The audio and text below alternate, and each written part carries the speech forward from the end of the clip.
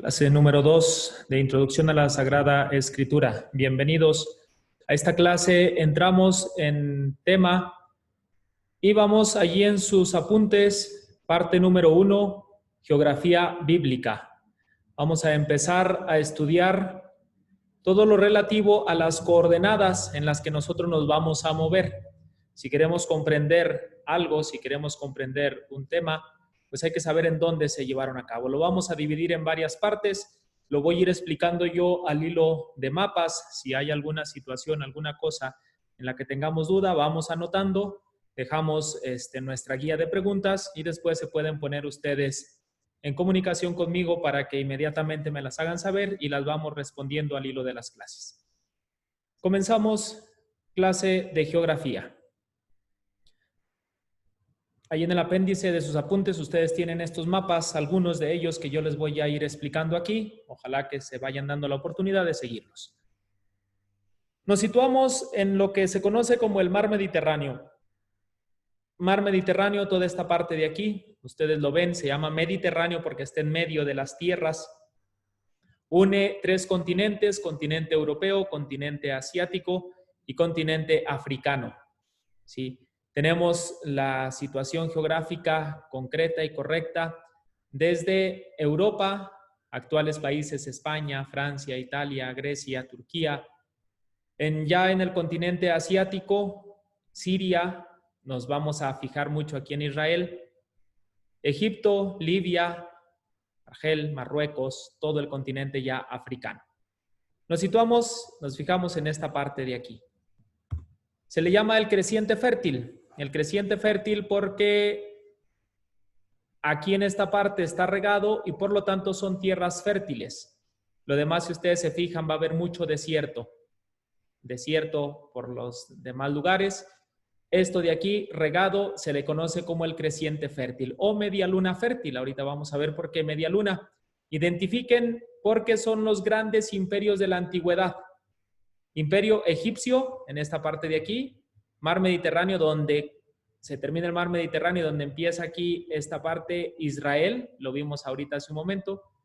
Siria, gran imperio asirio, no es lo mismo Siria que Asiria, la identificamos más al este.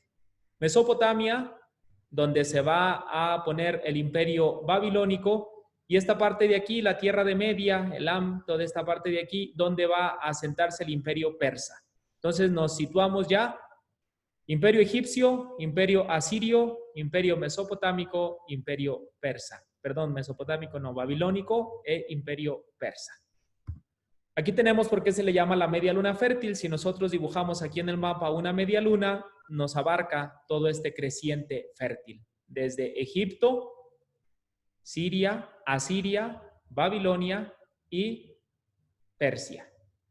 Aquí alcanzamos a ver los otros 2 grandes imperios que van a influir en la Biblia, el imperio griego y el imperio romano. Lo situamos aquí en Roma y lo situamos aquí en Grecia. Aquí tienen la capital actual de Grecia, Atenas, ciudades muy antiguas como Corinto, Tesalónica, etc. Todo esto hay que manejarlo porque nos va a servir para ubicarnos en la geografía bíblica. Voy a regresar un mapa. Toda esta parte de aquí, cuando vayamos viendo historia de la salvación, se va a mover mucho el pueblo de Israel. El éxodo de Egipto hacia Israel, el exilio desde Israel hacia Babilonia o Mesopotamia, Mesopotamia porque está en medio de los 2 ríos, río Tigris y río Éufrates, la vuelta otra vez a la tierra prometida o el retorno de aquí de Babilonia, vienen otra vez hasta acá, hasta Israel. Entonces este va a ser un gran peregrinaje en lo que se van a mover muchos personajes bíblicos. Y en el Nuevo Testamento, toda esta parte de aquí, la región que evangelizó San Pablo, llega incluso hasta Roma con intención de ir, dice él, hasta Hispania. Entonces, todo esto hay que manejarlo correctamente. Nos vamos a guiar por el Mar Mediterráneo y todas las tierras que están aquí alrededor. El país de Israel, nos vamos a centrar ahora en esta parte de aquí. Esta partecita de aquí, ahora la hacemos grande y tenemos aquí el mapa de Israel. En el mapa de Israel lo vamos a dividir en 4 partes. Las tienen aquí ustedes marcadas. Con rojo, la parte de la costa. Con verde, la parte de la montaña. Con azul, lo que se conoce como la depresión del Jordán, un hundimiento en la tierra, y con amarillo, el desierto, en la Transjordania, es decir, más allá del Jordán.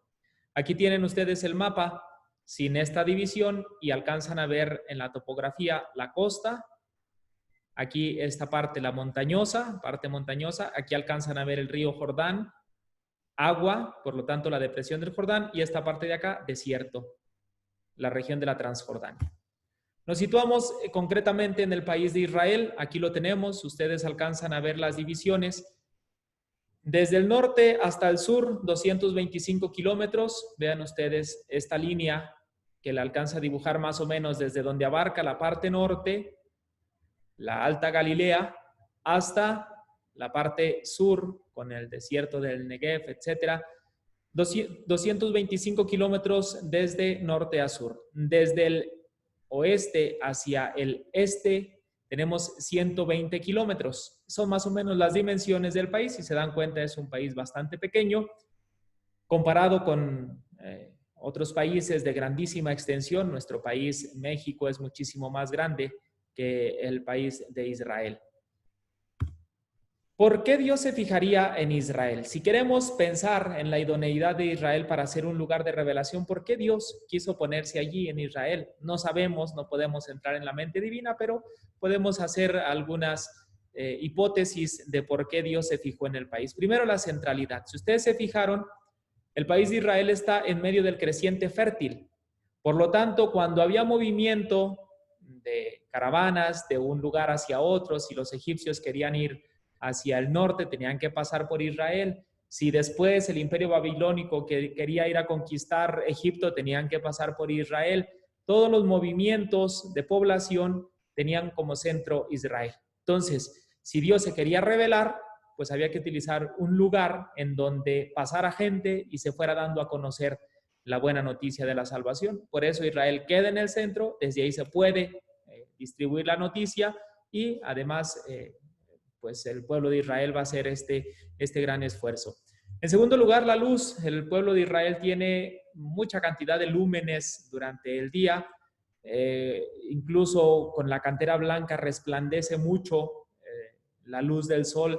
Dios es luz y por lo tanto allí podemos pensar que se reflejaba esta imagen bonita de Dios, Jerusalén, la capital de la luz. En un tercer lugar podemos pensar en el agua. El desierto pues es difícil para vivir y en el pueblo de Israel había agua. Teníamos el río Jordán, tenemos algunos manantiales, incluso la ciudad de Jerusalén con su manantial a través de la roca que cavaron para que llegara a la ciudad. Es decir, en medio del desierto, Israel se presenta como un lugar de agua. Ciertamente tiene lugares áridos, semiáridos, y sin embargo, la gente de ahí puede tener sustentabilidad. Las caravanas tenían que pasar por Israel para poderse sustentar con agua. Y por eso el pueblo de Israel también teniendo agua, pues puede ser elegido por Dios para manifestarse a las demás naciones. En cuarto lugar, la pobreza. Dios pudo haber elegido sin duda Egipto, que era un gran imperio. Pudo haber elegido Babilonia, que era otro gran imperio. Sin embargo, difícilmente se le hubiese entendido como el Dios de los pobres. Si Dios quiere manifestarse como el Dios de los pobres, pues elige a un pueblo pobre. No elige un gran imperio, elige una comunidad relativamente pequeña desde la que se va a dar a conocer como el Dios de los pobres. La elección divina de Israel también tiene que ver con su pobreza. Y finalmente, la escritura. Va a ser aquí, en este ambiente en el que surge propiamente la escritura. El hebreo, parte de los lenguajes semíticos muy antiguos, el alfabeto se crea en Fenicia, pero se empieza a desarrollar en todo este medio en el que Israel entra a participar. Dios se va a dar a conocer y si se quiere dar a conocer lo tiene que hacer a través de la palabra y en particular también de la palabra escrita. Para llegar a otros lugares, pues se puede hacer mediante la escritura y el pueblo de Israel de los pueblos más antiguos que tienen escritura. Por eso también Dios pudo haber elegido Israel. Entonces ya tenemos algunos modos de pensar por qué Dios se fija en Israel. Insisto, no podemos determinarlo a ciencia cierta. Sin embargo, podemos nosotros hacer especulación, si gustan, hacer algunas hipótesis de por qué Dios pudo haber elegido Israel. Vamos a la primera parte de la región geográfica del pueblo de Israel. Aquí en su mapa ustedes ven que nos vamos a fijar en la parte de la costa. La costa es una costa rectilínea. Si ustedes se fijan aquí, esta parte de aquí, pues está prácticamente recta. No hay golfos, no hay estuarios, no hay puertos naturales. Por lo tanto, el pueblo judío va a ser un pueblo que se le dificulta la navegación. Al no tener estos puertos naturales, pues lo van a tener que hacer, pero van a tener dificultades para ser un pueblo de navegantes. El mar se ve, por lo tanto, como una barrera infranqueable, que es muy difícil de explorar.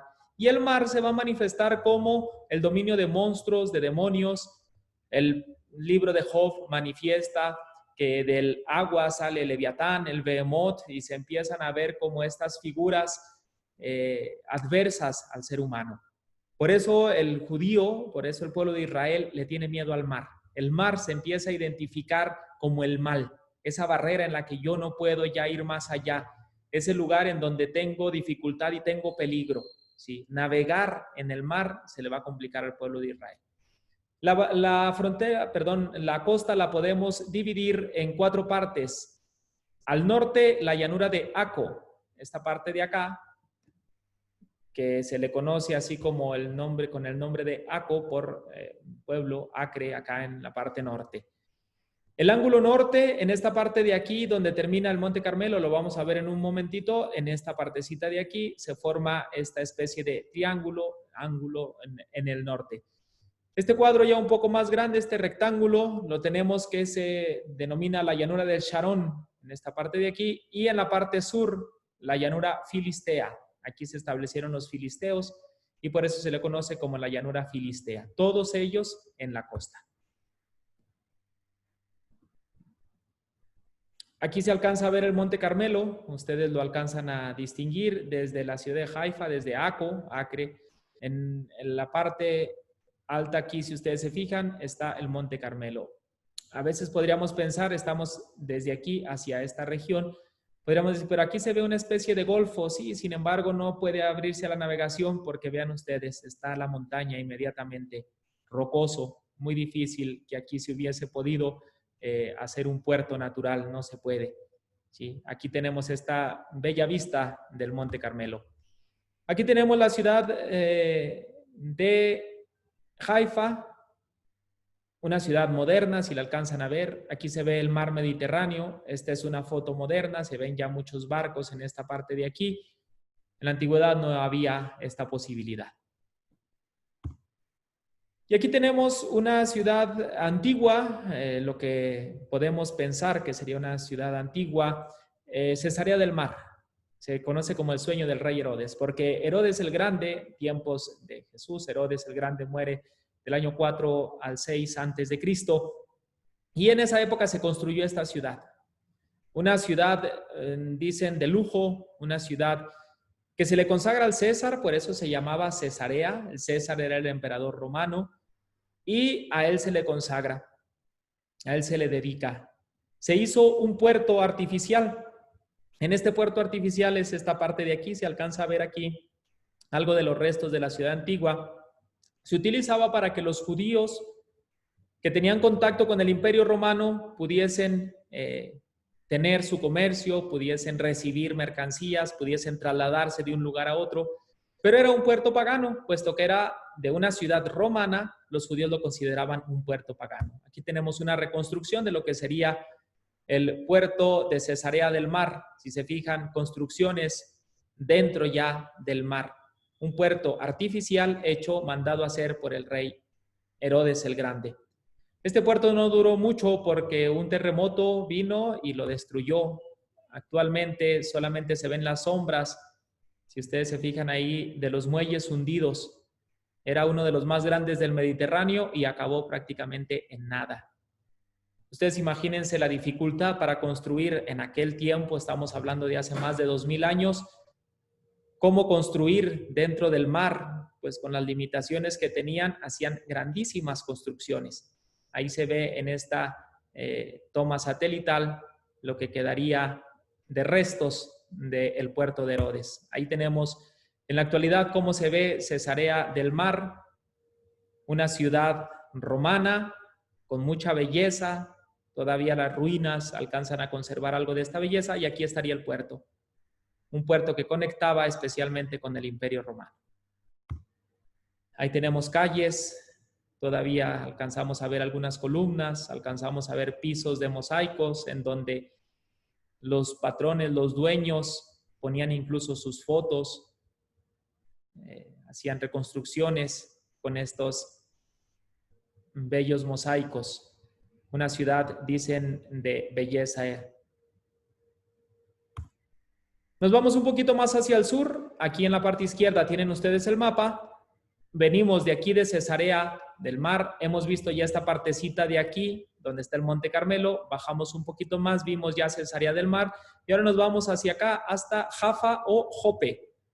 Se le conoce con los dos nombres. Y aquí había otro puerto.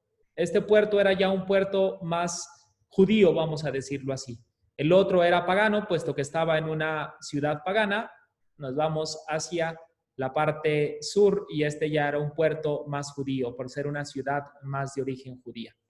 Aquí se alcanza a ver Jaffa desde el mar Mediterráneo, a la izquierda la ciudad de Tel Aviv, esta parte de acá, la actual Tel Aviv, pero esto sería Jope, lo que está aquí rodeado, sería lo que estaba en tiempos de Jesús. A esta ciudad la visitaba Pedro en los Hechos de los Apóstoles. Aquí se alcanza a ver esta iglesita donde San Pedro tuvo la visión de la sábana que llevó a la conversión a los gentiles. Para comprender esta diferencia entre los puertos, les encargo por favor que en sus Biblias vean Hechos de los Apóstoles en el capítulo número 10. Pueden empezar a leer Pedro y el centurión romano. Comienzo la lectura, dice: había en Cesarea un hombre llamado Cornelio, centurión de la cohorte itálica. ¿Sí? Un poquito más adelante, en el versículo 5, envía hombres a Jope y haz venir a un tal Simón, a quien llaman Pedro. Este se hospeda en la casa de un tal Simón curtidor. Hay que leer, por favor, ese capítulo 10 del libro de los Hechos de los Apóstoles, desde el versículo 1 hasta el versículo 33. Toda esta parte del encuentro del centurión y de Pedro. Uno en Cesarea al norte, otro en Jope o Jaffa al sur. Ahí podemos ver la importancia de las ciudades, la importancia de saber geografía. Si era una ciudad pagana, Pedro no podía ir a ella y sin embargo, de todas formas se le manda que vaya. Podemos interpretarlo. Tenemos algunos caminos que van, si ustedes se fijan, por la costa. Este que está marcado en rojo es la vía Maris, que va desde Egipto, acá en el sur, hasta Babilonia. Lo alcanzamos a ver aquí en este mapa que está a un costado. Aquí está Egipto, por aquí empezaba la vía Maris o el camino del mar y llegaba hasta acá, hasta Babilonia. Con este otro color, un poco más oscuro, tenemos el camino real que va desde Damasco, lo tenemos acá en la parte norte, Damasco, hasta Egipto y Arabia. Era un camino que iba por la Transjordania, de menos tránsito, pero también importante. Si ustedes se fijan, va desde acá, desde Damasco al norte, bajaba, también podía llegar hasta Egipto o Arabia, en esta parte de acá, el desierto arábigo. En lo que respecta al país de Israel, pasaban estos dos caminos, donde pasaban muchas caravanas, donde había mucho comercio, etc. Más importante era el vía del mar. Aquí tenemos Jope, aquí estaría Cesarea del Mar. El camino iba primero por la costa, aquí en Ascalón, Jope, Afec. Aquí se desviaba en dos, en las montañas de Megiddo. Uno seguía acá rumbo a Tiro y Sidón por la parte de la costa, otro entraba hacia la Galilea, Cafarnaúm, Azor, y seguía hacia el norte. Después se juntaban otra vez para llegar hasta Babilonia. Había diferentes caminos. Este camino transitado probablemente aparecería o estaría en tiempos de Jesús. Pasaba por aquí, había cobradores de impuestos. Recordemos a Leví en el Evangelio de San Mateo, que se identifica como cobrador de impuestos, probablemente aquí en esta vía del mar. Dos caminos, pues, hay que aprenderlos. Vamos un poquito más adelante Y nos vamos a meter ahora en la parte de la montaña. La parte montañosa la podemos dividir en 4 grandes partes. La montaña de Galilea, esta partecita de aquí, el Monte Carmelo, las montañas de Samaria y los montes o las montañas de Judá, parte sur. Tenemos aquí la altura que tenían las montañas, 1200 en la parte norte de Galilea, el Monte Carmelo, 546 metros sobre el nivel del mar, los montes de Samaria, el más alto, el monte Ebal, con 940, y las montañas de Judá, con 1000 metros sobre el nivel del mar. Vamos a ir parte por parte, empezamos en la parte norte, vamos a ir bajando para ir conociendo la parte montañosa del país de Israel. Aquí tenemos los montes de la Alta Galilea. Galilea fue donde empezó Jesús su ministerio público. Lo tenemos acá en el mapa, lo alcanzan a ubicar ustedes en el norte. Vean las montañas. Cuando dice que Jesús iba de una población a otra, pues tenía que atravesar montañas, caminaban. Nos lo imaginamos por estos caminos. Aquí tenemos en la Galilea, en la parte central, lo que actualmente es Nazaret, una ciudad que creció bastante. En tiempos de Jesús sería un pueblito más bien pequeño. Aquí en el centro alcanzamos a ver la Basílica de la Anunciación, donde el Evangelio de Lucas cuenta que el ángel le vino a anunciar a María el nacimiento, la encarnación del Hijo de Dios. Ahí lo tenemos. Al fondo tenemos lo que se conoce el Valle de Israel.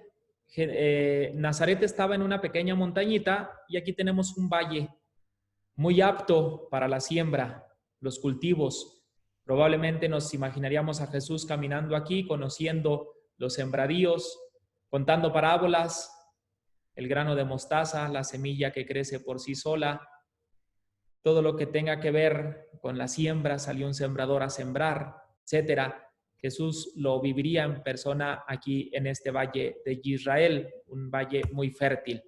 Aquí lo alcanzamos a ver desde otra perspectiva, el valle de Israel con los sembrados, y al fondo se alcanzan a ver 2 montes, el montecito Tabor y la montaña de Naim.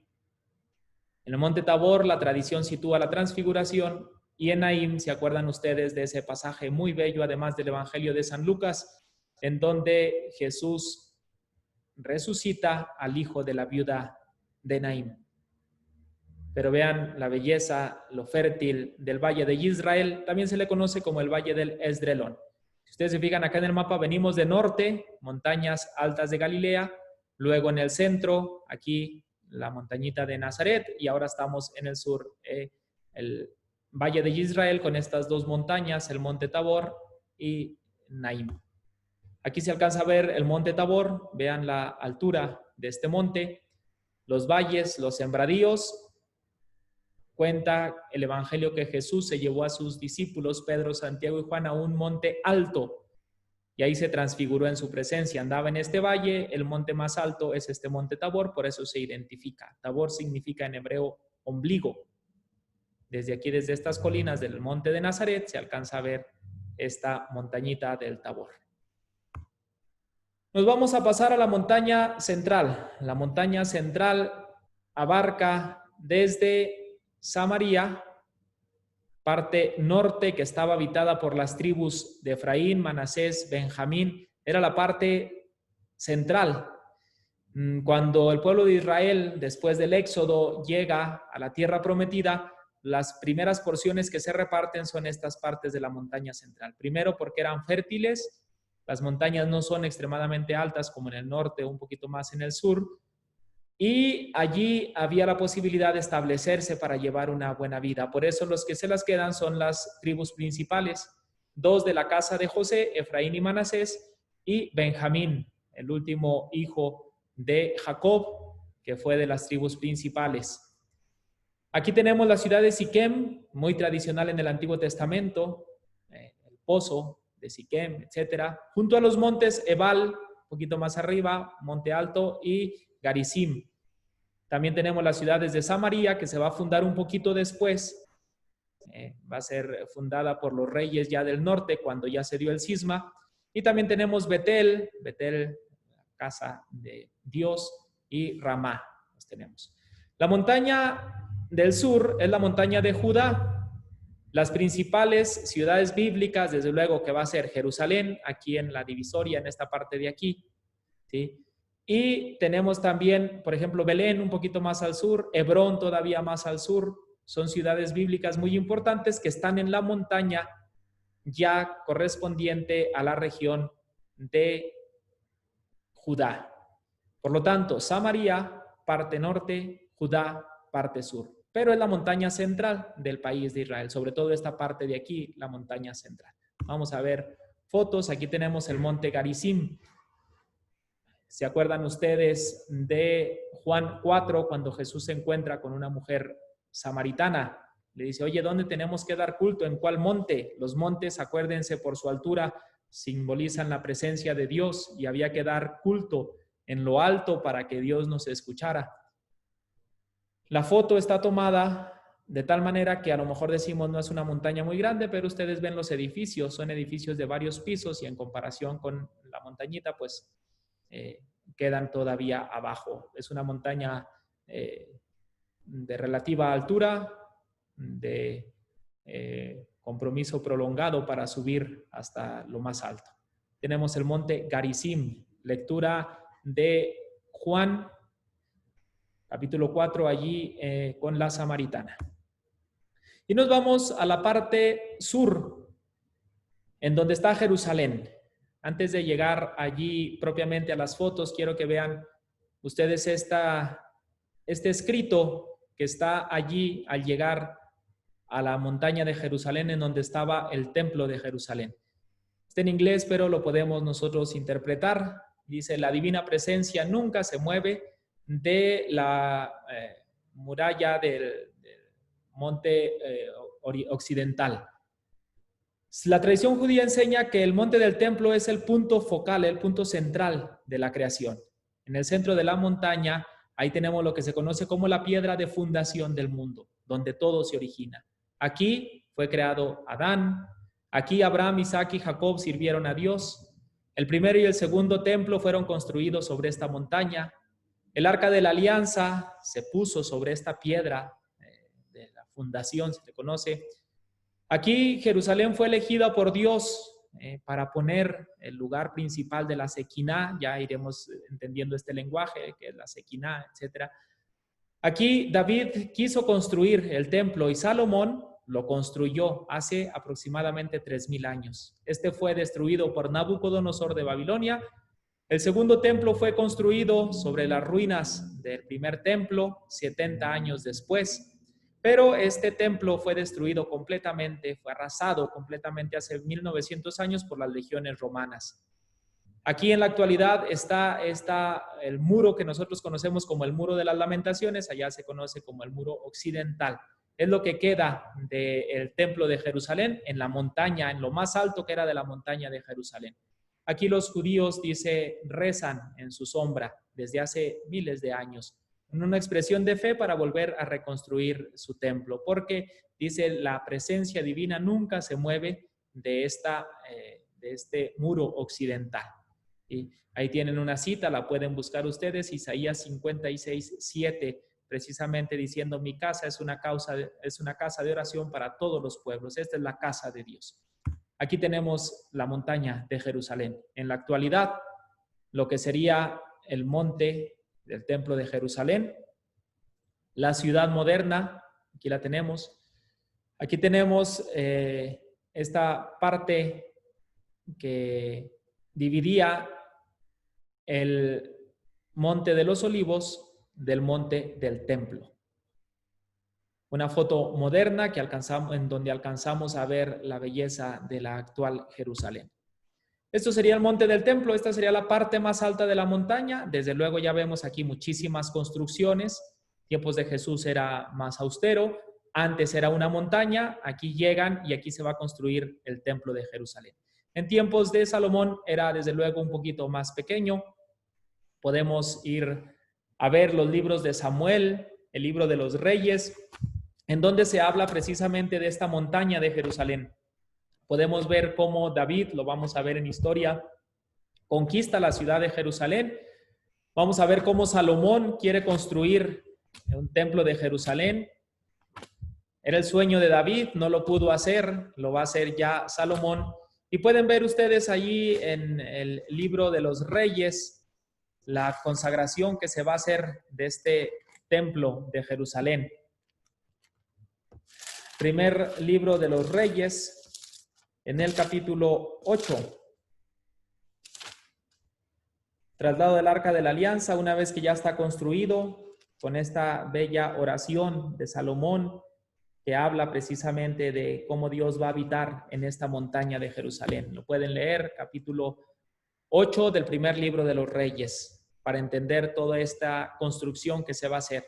Más pequeño, esto ya es de tiempo de Herodes, porque Herodes el Grande hace, valga la redundancia, mucho más grande el templo de Jerusalén.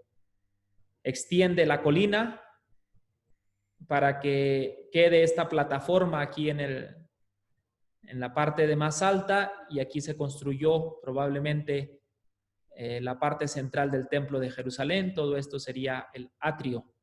Sí, pero vean ustedes la grandeza de las construcciones. Aquí tenemos lo que serían las ruinas de la ciudad de David. Esto es lo que se conoce como el Muro de las Lamentaciones, o lo que hablábamos hace un momento del muro occidental. Aquí los judíos vienen a hacer sus oraciones, a rezar, a dejar sus intenciones aquí en esta parte del muro. Esta parte de aquí actualmente, la parte alta, le corresponde a los palestinos. Aquí hay mezquitas en la religión musulmana. Los judíos hacen su oración aquí en esta parte, en lo que nosotros conocemos como el Muro de los Lamentos. Vean la altura del muro. Vean el tamaño de una persona y la altura. Ustedes alcanzan aquí a ver diferentes construcciones. Esto sería de tiempos de Herodes, que era el muro que contenía la montaña. Es decir, este es un muro de contención, no es una pared. De aquí de abajo se ve como si fuera una pared hacia arriba, pero acá arriba está el piso. Y entonces esto era un muro de contención para que se mantuviera la montaña sin irse deslavando.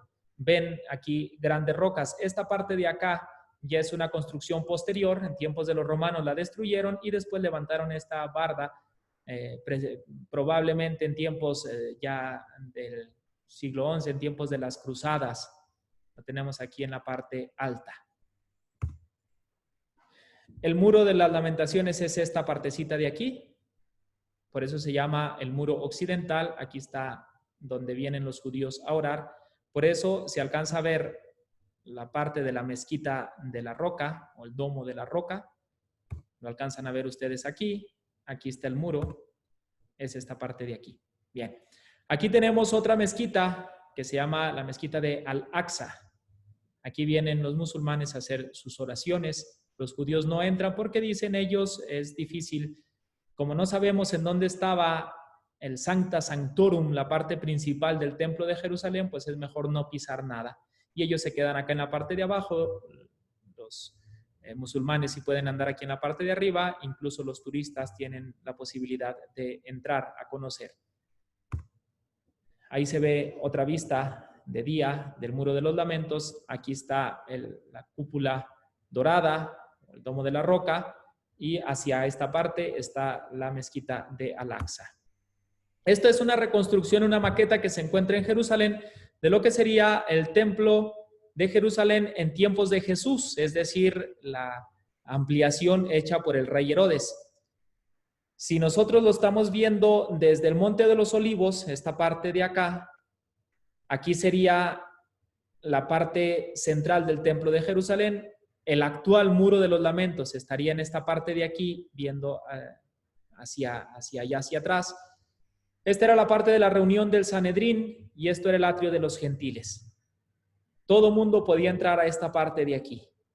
El templo estaba dividido en esta parte de aquí, en donde ya solamente podían entrar los judíos. Se le conoce como el atrio de las mujeres. Y hacia una parte un poquito más adentro era donde los sacerdotes ofrecían los sacrificios, y esta parte alta era el Sancta Sanctorum.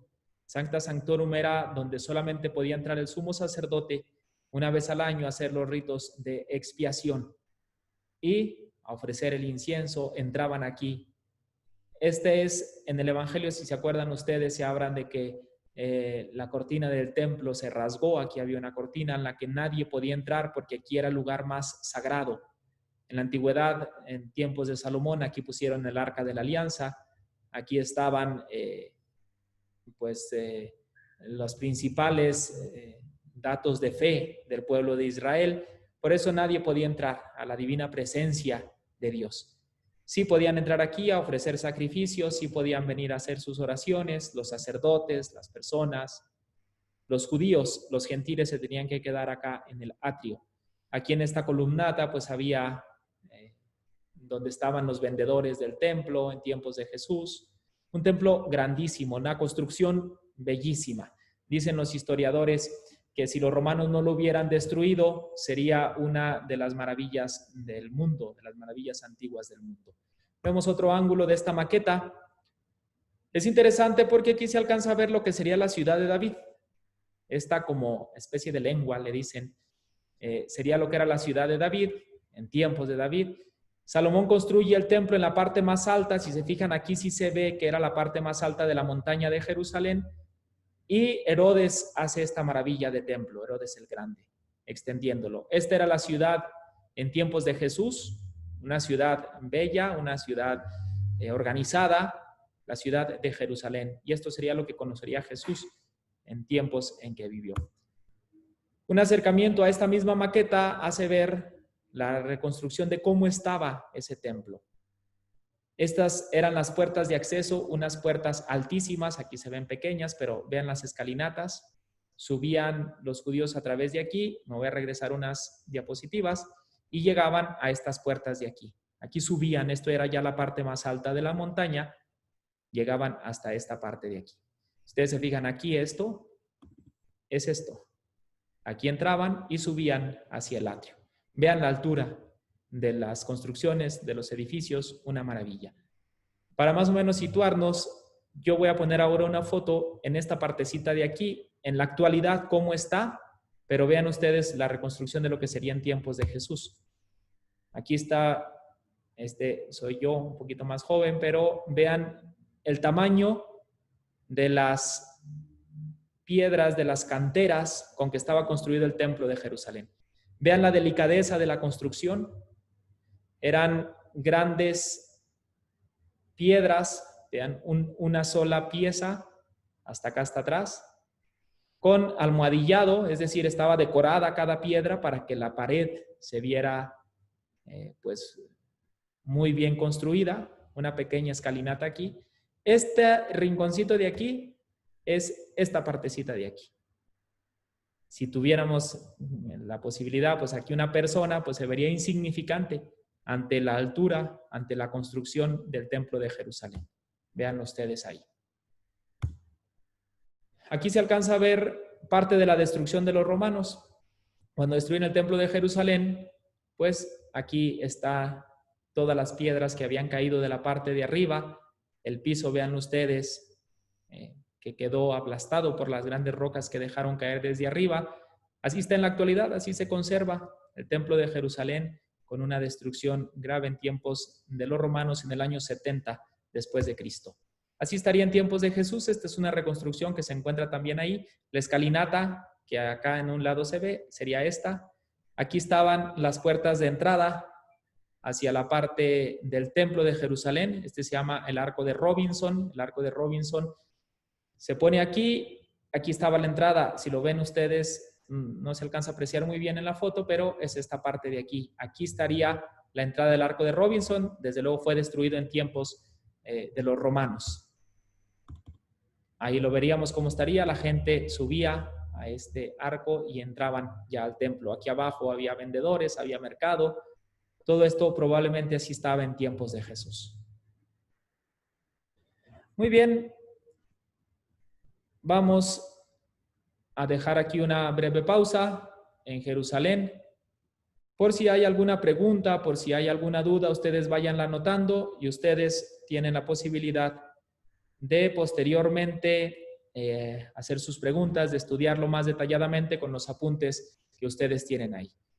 Aquí le vamos a dejar en esta clase. La siguiente clase le vamos a terminar toda la parte de revisión de geografía. De tal manera que tenemos que conocer, junto con los textos bíblicos, ciudades, lugares importantes, los iremos todavía resaltando más. Estamos por terminar la parte de la montaña y nos iremos después a la parte del lago, del río, en donde también hay muchas historias de Jesús y también historia del pueblo de Israel. De tarea les he encargado que vean y revisen varios textos bíblicos, pero aparte hay que aprenderse de memoria las ciudades que aquí hemos ido citando. Desde la parte de la costa, especialmente Cesarea del Mar, Jope. Si nos vamos a la montaña central desde la Alta Galilea, ver qué ciudades hay en la Alta Galilea, el Monte Carmelo, hacer una revisión. Por ejemplo, pueden ver en el libro de los Reyes el ciclo de Elías en todo lo que tiene que ver el Monte Carmelo. Hay que buscarlo, encontrar las citas bíblicas. Vamos a ir hacia la región de Samaria. También hay que empaparse de textos bíblicos que hablen de Samaria. Y la parte sur, la importancia de la montaña de Jerusalén. De tarea, pues, les encargo la revisión de Hechos de los Apóstoles 10. Me hacen un reporte, me lo mandan al correo. También hay que revisar, por favor, el libro de los Reyes para comprender la importancia de la montaña de Jerusalén y del templo de Jerusalén. Vamos a ver algunas citas sobre Samaria y vamos a ver algunos textos sobre el Monte Carmelo también en el mismo libro de los Reyes. En un documento aparte les pongo las citas que hay que revisar y por favor me hacen un reporte de lectura, además de estudiar sus apuntes y ver lo relativo a la geografía bíblica, tal como lo hemos ido viendo aquí, pero ahora en sus apuntes. Les encargo subrayar, hacer anotaciones y me hacen llegar también sus subrayados. En un documento aparte, aquí se los voy a poner de manera concisa y concreta lo que corresponde a la tarea y los reportes que les voy a encargar. Continuaremos en estas clases.